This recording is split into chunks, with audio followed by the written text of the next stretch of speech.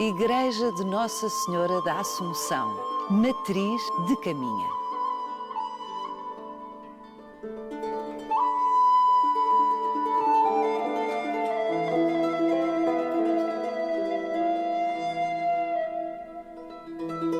É uma das mais belas igrejas de Portugal e um caso surpreendente da história da arte portuguesa.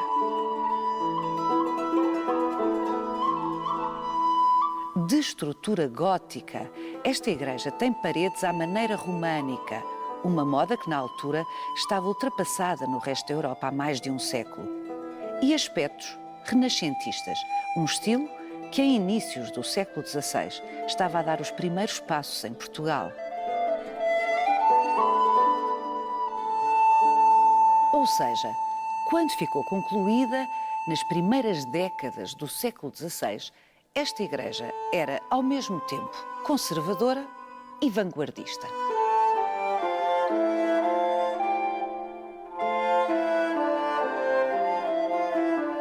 Se a proximidade de Espanha levou caminho à construção destas muralhas, por outro lado, facilitou a contratação dos excelentes mestres da Biscaia e da Galiza que lhe construíram a Igreja Matriz. Aqui, a vizinha Espanha funcionou sempre como ameaça e oportunidade. Mas se a Igreja de Caminha deve muito ao talento e aos saberes de mestres biscainhos e galegos, há nela uma gárgula que, de costas viradas para a cultura erudita e para terras de Espanha, nos diz outras coisas. Vai querer saber mais? Venha connosco nesta visita guiada.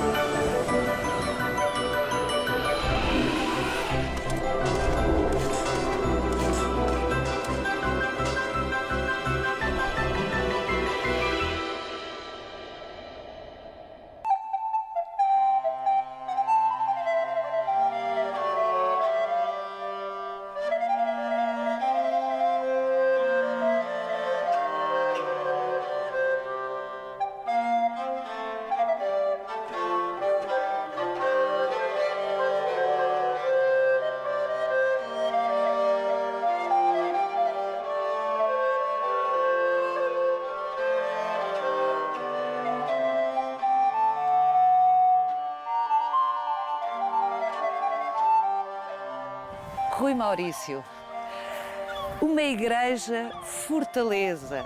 Do lado de lá do Rio Minho, temos Espanha. Caminha está rodeada por Espanha com esta maravilhosa, mas língua de água, tão fácil de transpor. Sim, há um sentimento de insegurança endémica que Contamina justifica a construção de dispositivos militares e também as opções construtivas da própria igreja, que passam pelo adensamento dos muros no século XVIII, foram muito alargados. Começa a ser construída no final, nas últimas décadas, 1488, últimas décadas do século XV. Nesta altura, o território português estava consolidado, as nossas fronteiras, não estávamos em guerra. Porquê construir uma igreja fortaleza? Esta igreja realmente tem um aspecto algo militarizado, mas não resulta necessariamente de um projeto consciente de arquitetura religiosa militarizada. Não é? Uma construção desta dimensão é sempre o resultado de um diálogo extremamente intenso, evidentemente, com a sociedade e também um diálogo com a paisagem, com o sítio, com as características locais geográficas da vila, não é? Que teve sempre desde o início uma vocação militar. E que surge na sequência de um programa de Dom Afonso III de criação de uma série de póvoas marítimas militarizadas e, portanto, essa vocação militar da vila vem do século XIII e prolonga-se até ao século XVII.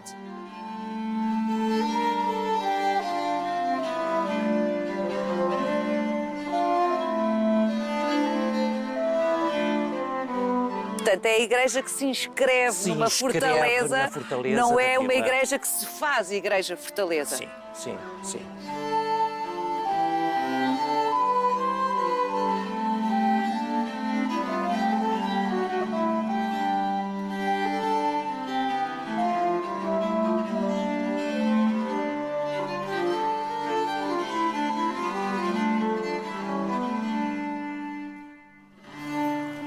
Paulo, antes de entrarmos, eu gostaria de chamar a atenção para os materiais que foram utilizados na construção deste edifício. Sim, um granito de grão fino, provavelmente extraído de diferentes afloramentos, mas o que sobressai é a qualidade da cantaria, do corte de cada pedra, o que pressupõe a existência nas pedreiras de modelos de corte, e também uma organização em termos de trabalho e de montagem dos silhares que foi ao encontro da necessidade de uma construção rápida do edifício nos finais do século XV e que se prolonga pelo XVI. Mas havia aqui um edifício românico anterior e, portanto, o legado cultural e arquitetónico do românico manteve-se, especialmente neste ressalto que nós estamos aqui a ver, que, não sendo românico, interpreta essa tradição que se mantém ao longo de todo o século XVI. Portanto, o românico se caracteriza exatamente por essa robustez, sublinhando que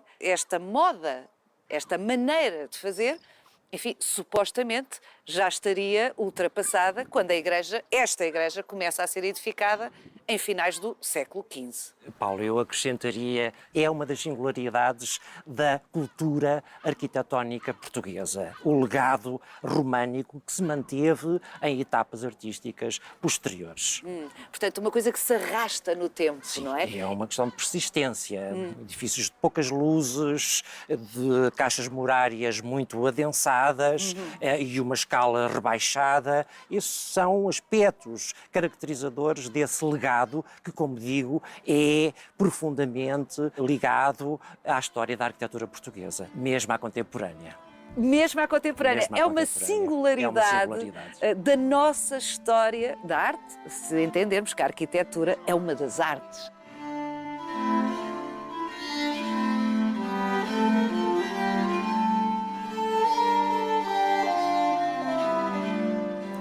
A harmonia e a impressão de repouso é o que mais ressalta deste interior. É muito bonito, Rui. E este teto é verdadeiramente impressionante. Nós já vamos falar sobre cada um destes aspectos que estamos aqui a ver, arquitetónicos, decorativos, mas sugeria que começássemos esta nossa conversa lá em cima, na sala da Confraria dos Mariantes. Vamos?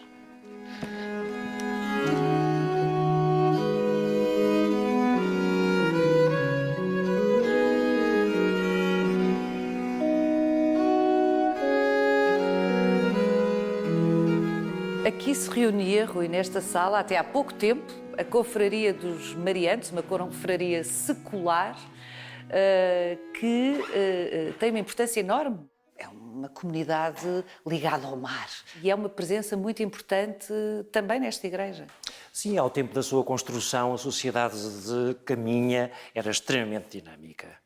Havia gente, naturalmente, ligada ao mar, os mariantes, comerciantes enriquecidos com o tráfico marítimo e também alguma aristocracia local que favoreceram, naturalmente, a rápida edificação da matriz de Caminha, que, aliás, alcançou essa dignidade só no final do século XV. Talvez isso explique o desejo de encontrar uma correspondente arquitetónica a essa dignidade recente.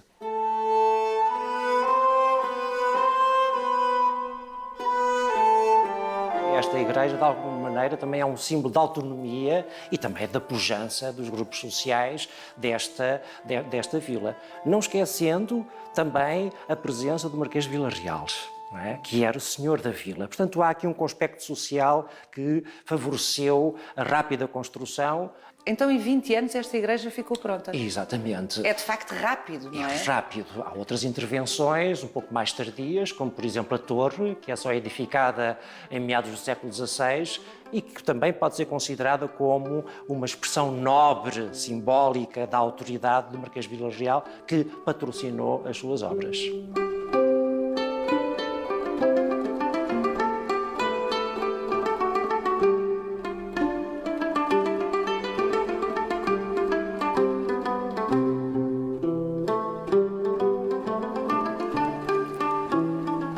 Rui, esta igreja é excepcional. Tudo o que podemos ver corresponde a modas arquitetónicas, decorativas, ao longo de... Mais de 400 anos, Mais? Paula. A igreja ainda hoje tem vestígios da anterior construção românica do século XIII. Pois, estivemos a ver lá fora a forma como montaram as pedras, Sim, não na é? parede exterior do lado norte é visível um friso românico típico de meados do século XIII. Recuperando algo que existia na igreja, que aqui Sim, estava sim, antes, sim, não é? sim. Há a persistência longa do legado cultural da arquitetura românica, mas há presença visível ainda da construção do século XIII. Mas estamos na presença de um edifício de estrutura obviamente gótica. O gótico vem trazer uma espacialidade muito mais aérea, com uma luminosidade muito mais generosa para lá do desenvolvimento em altura dos alçados das construções. Esta igreja segue claramente o sistema tradicional das igrejas góticas edificadas pelos franciscanos e pelos dominicanos. Em Portugal temos os edifícios representativos da arte gótica. O Mosteiro de Santa Maria da Vitória é se calhar o mais emblemático. Mas ao mesmo tempo que se fez uma igreja de planta gótica, começaram a construir-se capelas em que a presença do Renascimento, o movimento que se segue ao gótico, é muito evidente. E isso também é uma das singularidades desta igreja. É porque não são construções que se sucedem no tempo com séculos de distância. Na mesma altura temos românico, temos gótico e temos Renascimento. O Renascimento e o manuelino congrega todas essas tradições artísticas. Isso é um aspecto distintivo da cultura artística no tempo de Dom Manuel. E a Capela dos Mariantes é o melhor exemplo dessa confluência de diferentes tradições artísticas. Este arco que nós vemos aponta já para uma linguagem classicizante e é uma das características desta igreja é a precocidade da introdução de elementos decorativos que provêm da tradição da antiguidade clássica. O Renascimento é isso mesmo, é a recuperação de grande parte da estética da antiguidade clássica, Sim. dos gregos e dos romanos antigos. Sim, e que aqui convive com uma intervenção tipicamente manuelina. A belíssima abóbada, muito rebaixada, polinervada, com um efeito caleidoscópico.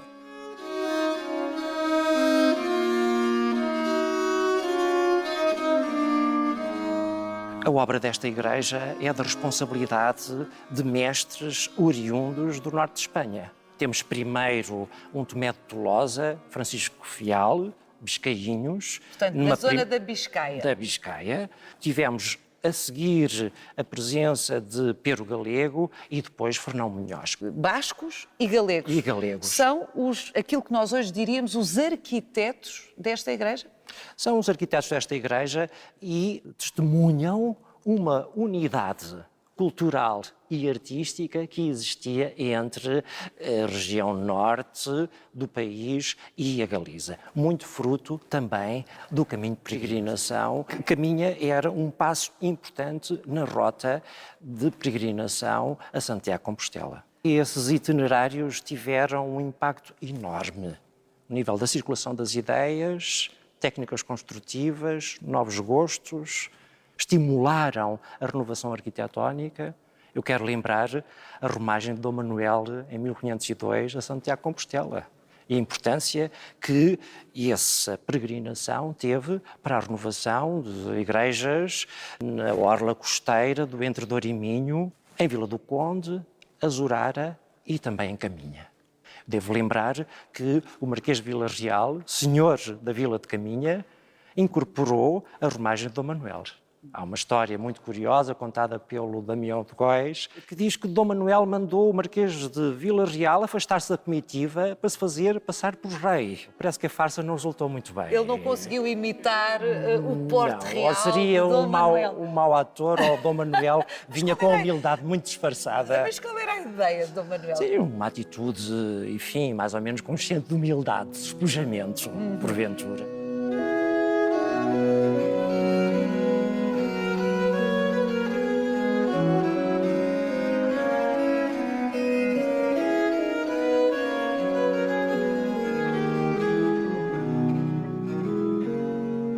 Começámos por conversar sobre o caráter defensivo desta vila, mas visivelmente Espanha não era só uma ameaça. Era também um campo de inspiração e de recrutamento de bons mestres, de excelentes arquitetos, diríamos hoje. Sem dúvida, sem dúvida. A primeira abóbada manuelina, com nervuras curvas, que vemos aqui, em algumas soluções aqui construtivas da Igreja de Caminha, foi edificada em Braga em 1509, o mais célebre dos mestres biscainhos, João de Castilho, justamente. Portanto, é o início de um fluxo extremamente intenso de artistas de Espanha para Portugal, que demandavam os maiores taleiros.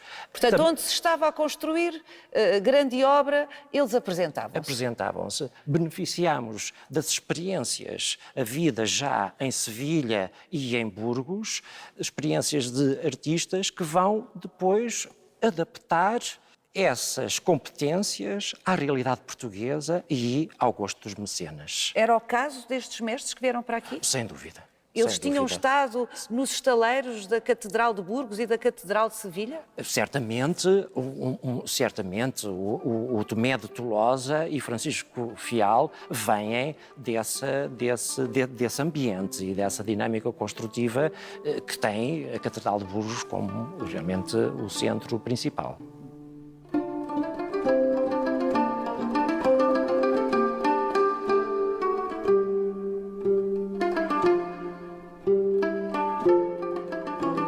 Este teto, ao que sei, uma das mais belas peças de carpintaria de todo o património nacional.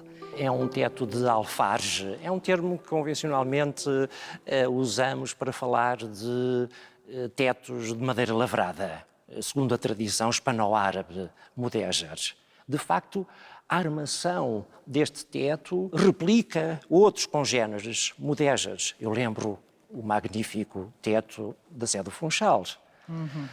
No entanto, um aspecto singular desta obra, que terá sido executada por Fernão Munhoz, de Tui, Munhoz, interpreta no sentido de reconfigurar essa tradição mudéjar, hispano-árabe, numa proposta mais moderna. Repare, a armadura é típica dos tetos de madeira mudéjares, não é? Com painéis de tabuado laterais dispostos na diagonal e depois uma esteira, que é esta superfície horizontal central, que apresenta aqui uma sequência de octógonos tangentes, que é uma solução que aponta para obras realizadas em toda a península, já no Renascimento e no maneirismo. Podemos dizer que se trata aqui de um mestre que inova na tradição. Esta é, de facto, a originalidade desta igreja, não é? É que, enquanto é, de alguma forma, muito tradicional, até conservadora, apresenta pontualmente soluções de uma modernidade surpreendente, porque, como bem diz o Rui, precoce. Propostas que só vêm a ser desenvolvidas noutros locais muito adiante no tempo, não é? Sim, Paula, e um dos aspectos que eu acrescentaria é a harmonia do conjunto decorrente de várias campanhas, de várias marcas distintivas de diferentes épocas que se conjugam sem nenhuma sobrepor à anterior. Estes revestimentos de azulejos são prova disso, não é? Os azulejos são aqui colocados com uma padronagem típica do século XVII, mas que respeitam, seguem perfeitamente a métrica do edifício. Repare como estes vasos com flores albarradas se dispõem exatamente no eixo das colunas. Ou seja, cerca de 200 anos depois da inauguração deste edifício, permanece o respeito pelo pré-existente. Sem dúvida. Isso Voltamos a esse fator de harmonia e a uma impressão de repouso que caracteriza o interior desta igreja.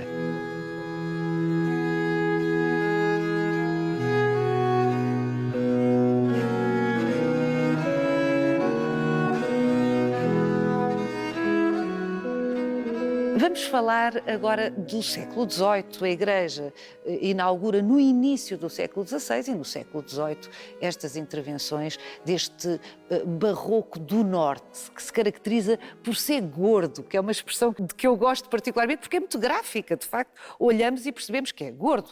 A especificidade do barroco do Norte, que vem muito do círculo bracarense, é justamente essa plástica muito exuberante, formas muito volumosas e que preenchem, como aqui neste caso da Capela dos Mariantes, toda a superfície, dotando a Igreja, de facto, de um sentido festivo e, diria mesmo, dramático, muito ao encontro da nova espiritualidade da época barroca. É evidente que a Capela Mor, também ela, não podia deixar de ter sido revestida do melhor barroco do Norte, mas, enfim, numa campanha conhecida, bem conhecida, na procura de uma certa pureza dos edifícios em que intervinham, retiraram a talha da Capela Mor. Mas, a julgar pela talha da Capela dos Mariantes e, muito importante, por aquela árvore de Jessé, na capela do lado esquerdo da Capela Mor. Vamos até lá? Vamos.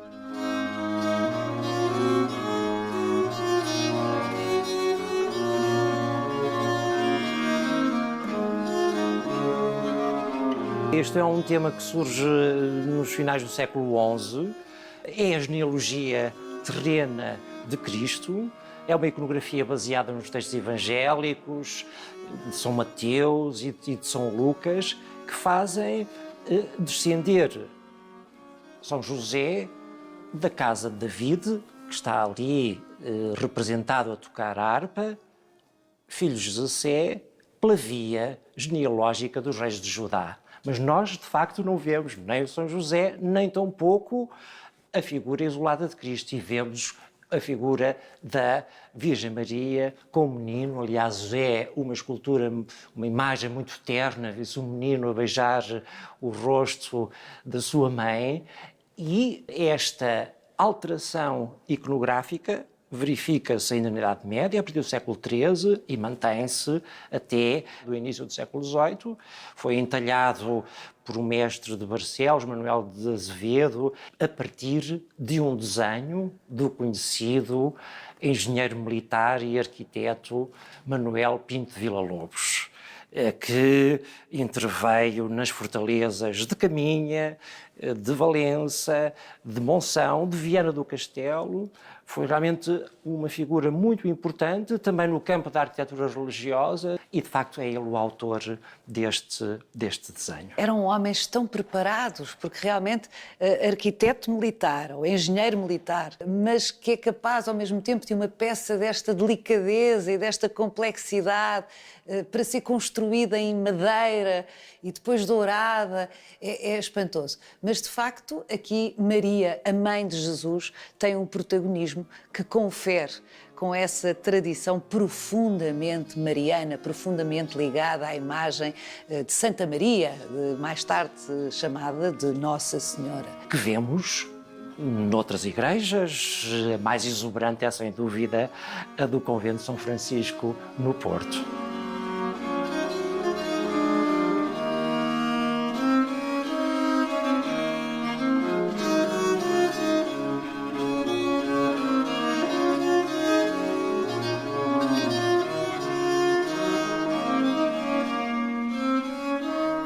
Na outra capela lateral à Capela Mor, temos este raríssimo sacrário rotativo. Ai, fabuloso! Com as representações dos passos da Paixão de Cristo. Este conjunto é contemporâneo da árvore de Não Jessé é que estivemos a anterior. ver? Nós estamos na Capela do Santíssimo Sacramento, do século XVII. Anterior, portanto. Anterior. Como muitas que foram construídas após o Concílio de Trento. Toda a iconografia que nós vemos no retábulo e mesmo aqui neste painel de azulejos se refere justamente ao dogma da Eucaristia, que foi aprofundado naturalmente como reação à reforma protestante que negava a real existência de Cristo no momento da consagração do sacrifício da missa. Portanto, a partir justamente dessa altura, um pouco por todo o lado, se constroem capelas eucarísticas com retábulos cheios de santos, são os apóstolos, Cristo ao centro, naturalmente, e também a representação de uma custódia. Mas um dos aspectos mais notáveis é, sem dúvida, este sacrário rotativo com as diferentes cenas da paixão de Cristo. Muito longe da ortodoxia que aqui está expressa, lá fora existem umas figuras que merecem a nossa atenção. São umas gárgulas. Muito bem. Vamos ver? Vamos ver.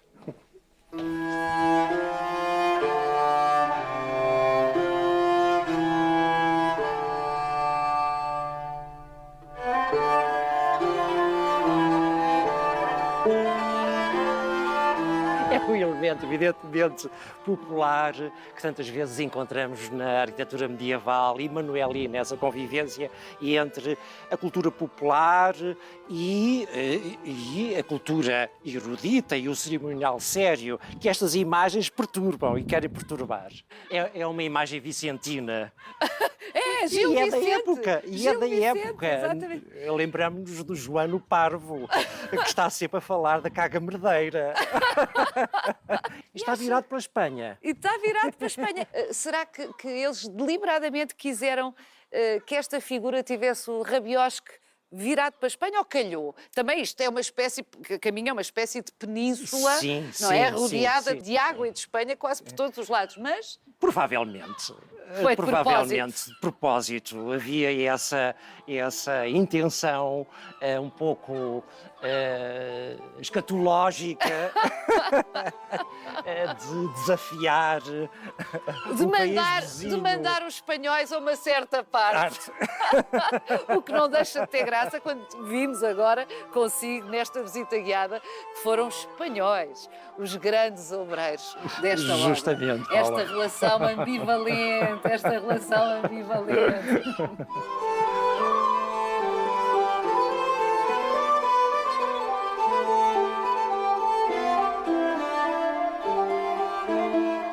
Siga-nos no nosso sítio e na nossa página de Facebook, onde encontra este e os outros episódios do Visita Guiada.